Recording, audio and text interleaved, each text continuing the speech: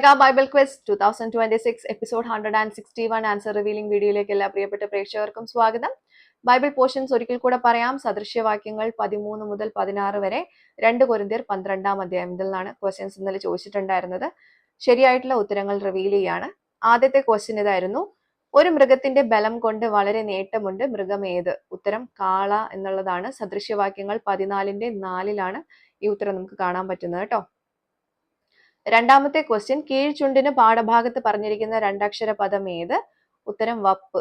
സദൃശ്യവാക്യങ്ങൾ 16:30 നമുക്ക് ഈ ഉത്തരം കാണാൻ പറ്റുന്നത് കേട്ടോ. മൂന്നാമത്തെ ക്വസ്റ്റ്യൻ: 2 അളവ് ഉപകരണങ്ങൾ യഹോവയ്ക്കുള്ളതാകുന്നു, ഏതൊക്കെ? ഉത്തരം ഒത്ത വെള്ളിക്കോലും ത്രാസും. സദൃശ്യവാക്യങ്ങൾ 16:11 നമുക്ക് ഈ ഉത്തരം കാണാൻ പറ്റുന്നത് കേട്ടോ. നാലാമത്തെ ക്വസ്റ്റ്യൻ ഇതായിരുന്നു: സസ്യാഹാരത്തിന് പറയുന്ന മറ്റൊരു പേര്? ഉത്തരം ശാഖഭോജനം. സദൃശ്യവാക്യങ്ങൾ 15:17 നമുക്ക് ഉത്തരം കാണാൻ പറ്റുന്നത് കേട്ടോ. അഞ്ചാമത്തെ ക്വസ്റ്റ്യൻ: സന്തോഷവും സമാധാനവും നിത്യമായ ആനന്ദവും നിറഞ്ഞൊരു സ്ഥലം. ക്ലൂ പറഞ്ഞിട്ടുണ്ടായിരുന്നു. ക്രൂശിലെ 7 മൊഴികളിൽ ഈ സ്ഥലപ്പേര് പറഞ്ഞിട്ടുണ്ട്.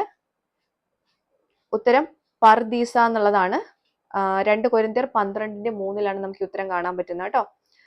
അല്ലാതെ ലൂക്കോസ് 23:43 നമുക്ക് മനസ്സിലാക്കാൻ പറ്റും. അതായത് 7 മൊഴികളിൽ നിന്ന് മനസ്സിലാക്കാൻ പറ്റും കേട്ടോ. അപ്പോൾ ഇതൊക്കെയായിരുന്നു ശരിയായിട്ടുള്ള ഉത്തരങ്ങൾ. ശരി ഉത്തരം അയച്ചിട്ടുള്ള എല്ലാവർക്കും കൺഗ്രാറ്റുലേഷൻസ്. അടുത്ത പോർഷൻസ് പറഞ്ഞു തരാം. സദൃശ്യവാക്യങ്ങൾ 17 മുതൽ 20 വരെ, 2 കൊരിന്ത്യർ 13 അധ്യായം. ഇതിൽ നിന്നൊക്കെ ആയിരിക്കും അടുത്ത ക്വസ്റ്റ്യൻസ് ഉണ്ടാവുക.